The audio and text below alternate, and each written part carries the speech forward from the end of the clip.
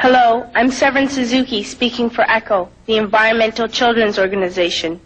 We're a group of 12 and 13-year-olds trying to make a difference. Vanessa Seti, Morgan Geisler, Michelle Quigg, and me. We've raised all the money to come here ourselves, to come 5,000 miles to tell you adults you must change your ways. Coming up here today, I have no hidden agenda. I am fighting for my future. Losing my future is not like losing an election or a few points on the stock market. I am here to speak for all generations to come. I am here to speak on behalf of the starving children around the world whose cries go unheard. I am here to speak for the countless animals dying across this planet because they have nowhere left to go. I am afraid to go out in the sun now because of the holes in our ozone. I am afraid to breathe the air because I don't know what chemicals are in it. I used to go fishing in Vancouver, my home, with my dad, until just a few years ago we found the fish full of cancers.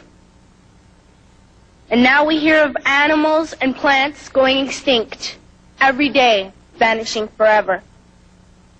In my life, I have dreamt of seeing the great herds of wild animals, jungles and rainforests full of birds and butterflies. But now I wonder if they will even exist for my children to see. Did you have to worry of these things when you were my age? All this is happening before our eyes, and yet we act as if we have all the time we want and all the solutions. I'm only a child, and I don't have all the solutions. But I want you to realize, neither do you. You don't know how to fix the holes in our ozone layer. You don't know how to bring the salmon back up in a dead stream. You don't know how to bring back an animal now extinct.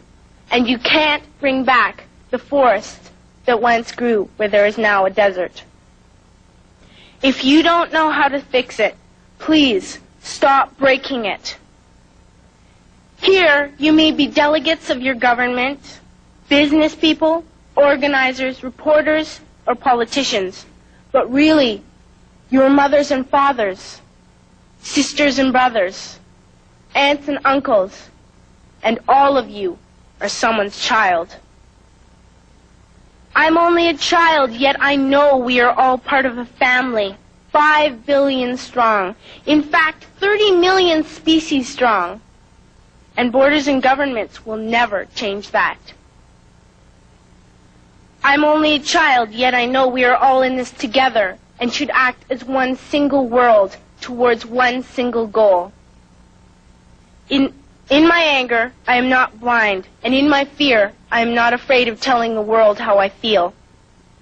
In my country, we make so much waste. We buy and throw away, buy and throw away, buy and throw away, and yet northern countries will not share with the needy. Even when we have more than enough, we are afraid to share. We are afraid to let go of some of our wealth.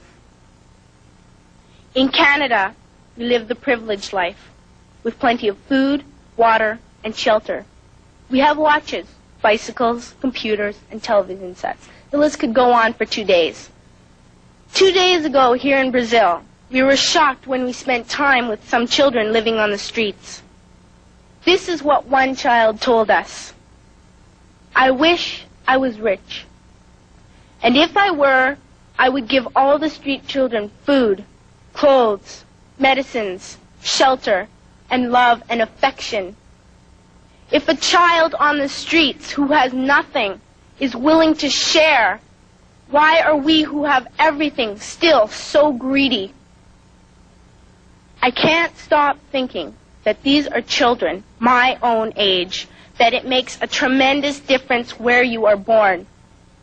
That I could be one of those children living in the favelas of Rio. I could be a child starving in Somalia, or a victim of war in the Middle East, or a beggar in India. I am only a child, yet I know if all the money spent on war was spent on finding environmental answers, ending poverty, and finding treaties, what a wonderful place this earth would be. At school, even in kindergarten, you teach us how to behave in the world. You teach us not to fight with others, to work things out, to respect others, to clean up our mess, not to hurt other creatures, to share, not be greedy. Then why do you go out and do the things you tell us not to do? Do not forget why you are attending these conferences, who you're doing this for. We are your own children. You are deciding what kind of a world we are growing up in. Parents should be able to comfort their children by saying, everything's going to be all right. It's not the end of the world, and we're doing the best we can. But I don't think you can say that to us anymore. Are we even on your list of priorities? My dad always says, you are what you do, not what you say. Well, what you do makes me cry at night.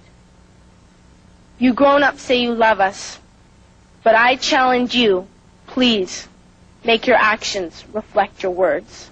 Thank you.